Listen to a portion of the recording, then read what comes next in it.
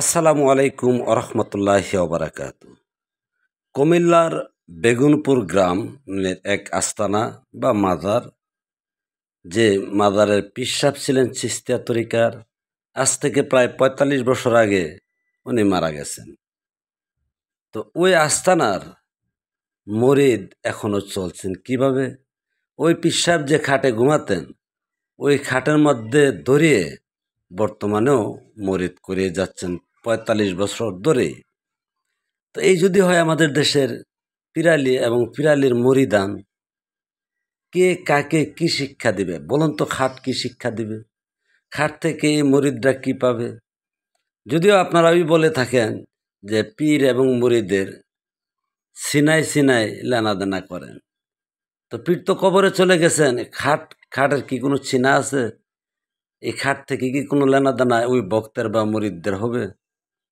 তো এটা তো সাধারণ আস্তানা দরবার, এগুলি চলতেই পারে। আরে বাংলাদেশের প্রখ্যাত একটা দরবার, যেখানে কোটি কোটি অনুসারী আছে, তাদের রাজনৈতিক দল আছেন, যা জাকের পার্টি নামে বাংলাদেশে পরিচিত। আর এই জাকের মঞ্জিলের পীর সাহেবও বহু আগে মারা গেছেন। আর সেখানেও কিন্তু ওই পীর সাহেবের কিছু ভিডিও ধারণ করা ছিল, ওই ভিডিও দেখে দেখে এখন মরিদ করেন। তো এই যে এটা তো বাংলাদেশে একটা জাতীয় পর্যায়ে টিভিতে প্রচার প্রসার হয় জাকের পার্টির, জাকির মঞ্জিলের, তাদের বিভিন্ন বড় বড় অনুষ্ঠানাদি হয়। তো এখন বলুন বা বুঝুন বা বুঝতেন, মরা ভিডিও দিয়ে যদি মরিদ করানো যায় আর এই জাতি মরিদ হন, তাহলে আমাদের এই বাংলাদেশের ফিরালি কি জিনিস আর মুরিদি কি জিনিস? বাস্তবতায় লেনদেন বা মত বিনিময়, জ্ঞান আহরণ করা এবং জ্ঞানের মাধ্যমে কাজ করে বা বন্দি করে কিছু চাও পাওয়া তো পরের কথা। আসলে আমাদের বাঙালি হলো হুজুগ আর হইল গুজব। আপনি যদি একটা হুজুগ তৈরি করতে পারেন, এখানে মানুষ জমছে, কেন জমছে, কি কারণে জমছে, জমলে কি পাবে বা কি পাবে না, এটা কখনোই দেখবে না। দেখবে এখানে মানুষ আসছে, তো বাস শুরু হয়ে গেল।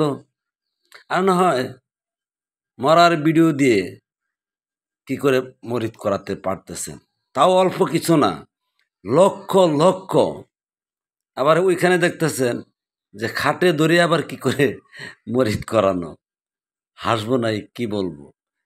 আর এই তথ্যটা যিনি দিয়েছেন, ওই কমেন্টসটা আমি এখানে দিয়ে রাখলাম, দেখে নেবেন যে আসলে এটা সত্যতা এবং মিথ্যা কি কতটুকু। এমন অহরহ পাবেন, এখানে কোনো উলই বুজুর্গান কামেল কেউ ছিল না, স্বপ্নে কেউ দেখছে, তা কবর বানিয়ে মাজার করে বছরের পর বছর চালিয়ে যাচ্ছেন।